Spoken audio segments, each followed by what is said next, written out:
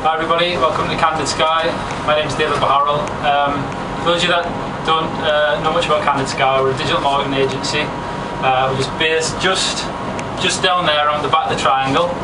Today we're on the Manchester wheel. We thought it'd be a bit different and deliver the latest blog from high up here. Tom's going to ask us a few questions. Hello. About Tom's scared of heights. Tom's going to ask a few questions about creating a social network for your customers. And hopefully we'll give you a few ideas. This is quite high. Alright then. Okay, so yeah, so to start us off, like, why would a business owner want to build their own social network? There's a number of reasons why I think a business would want to build a social network. But first and foremost, you've got to identify a common interest within your customers, something that they'd actually want to talk about and communicate on. If you can get that right, then from a business point of view, there's a number of benefits. You can learn a lot more about your customers, for one. There's spin-offs of maybe that could have an impact on sales, brand awareness, doing something different in your industry. Obviously from a customer point of view, they have that platform to communicate about that common interest. Okay, so just give us an example then about a business that would maybe want to build a network. Let's take, for example, a pet shop. A pet shop in Didsbury, something like that, that might want to, they have a set of customers. Obviously them customers have pets. A common pet that somebody might have would be a dog. I have a dog, I have a Jack Russell. I like to talk about my dog quite a bit.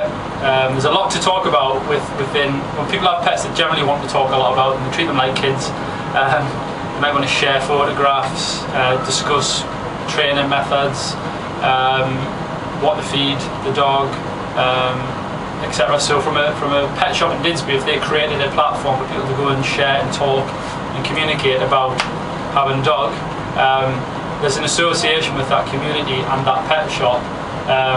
There's a level of value that pet shop is giving that community, giving them a platform to go and share their passion and talk about dogs.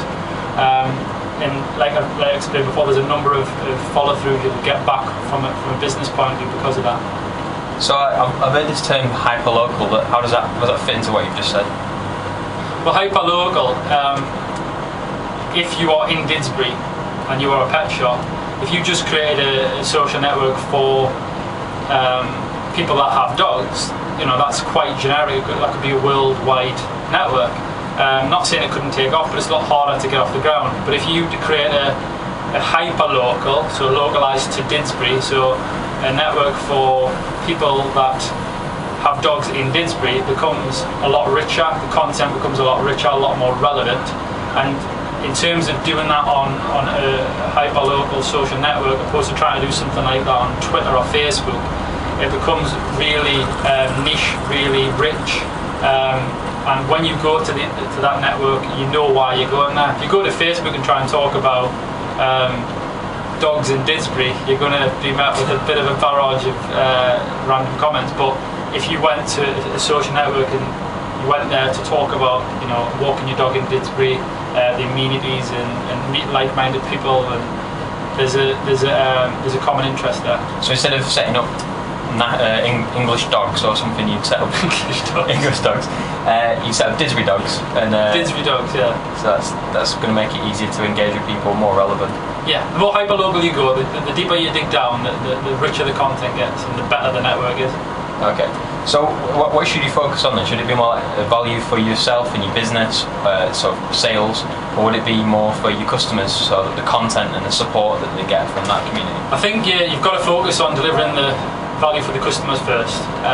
We've created a number of networks over the years, and one in particular, when we were based in Oldham, we set up Oldham Business Network to get to meet local businesses. Now, part of that was we didn't want to have to cold call local businesses. We did obviously want to sell our services into local businesses, but wanted to meet them in the right environment. So we built Oldham Business Network, and we'll have a link in the show notes below. But the idea behind that was to understand the community better, and to engage in that community better. But we invested all of our interest in providing what they want, rather than trying to just sell to them. So it's still a very, very active and growing community, and the community is brilliant. I love it. But that community was built off the back of us thinking about the community before we thought about ourselves. So if anyone wants to go and set up a social network for your business and for your customers, you've got to think about them first, and the spin-offs of that will come afterwards. So how do you go about building one? How do you go about actually getting your social network off the ground? Well, there's a number of platforms now you can use. It's unrealistic to think the majority of businesses would be able to go and just build one from scratch, because that's a very costly exercise. But we use a number of, we can build them from scratch. We've most of the time we'll use tools such as Ning, Social Go, Kick Apps, even BuddyPress, which is a WordPress plugin that helps you create a social network. So there's lots of tools out there to go and set a social network up with, but it's not really just about the tool you use. The hardest thing is getting people to actually use it. But we'll put the show notes at the bottom of the blog there, we'll put links to Ning, Social Go and other areas for you to go and have a look at. It's quite reasonable. The costs range from like £20 to £40 a month. WordPress, the BuddyPress plugin is free, and that's open source. Okay, so I lost where I am. Hang on. So let's say you've got Didsbury dogs, and I'm a competitor, and I've set up something exactly the same as what you set up. What do you do then? Well, if a competitor sets up a social network along the same lines that you've got, that's fine. I mean, I think my focus would be not on the competitor, would be on your community. And in the same ilk that Facebook have reached the heights of 600 million users, they've built a network for the community.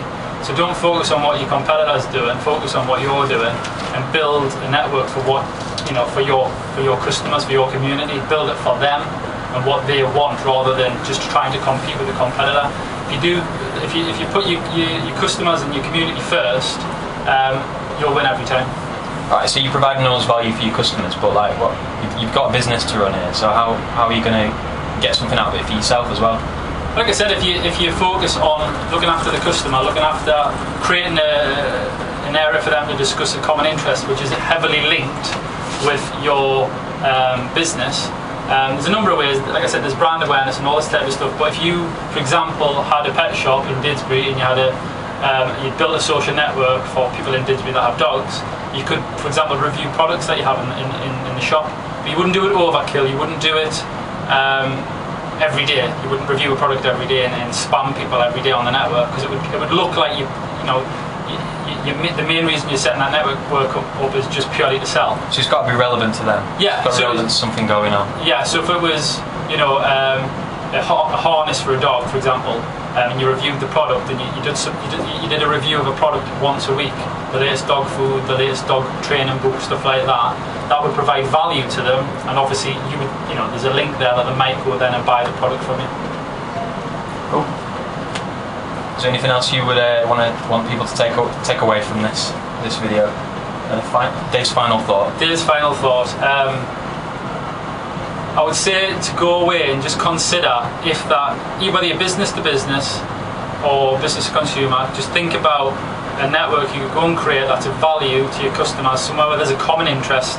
But go and have a look at Ning's, BuddyPress and Social Go. The links are below in the blog there. Go and have a look at them and just consider it as a concept. That's the one thing I want you to take away from today. Are we done? Have you got some kind of sign off for everyone then? Sign off? I'll read. Not really. We'll see you again at another random location. That's me saying.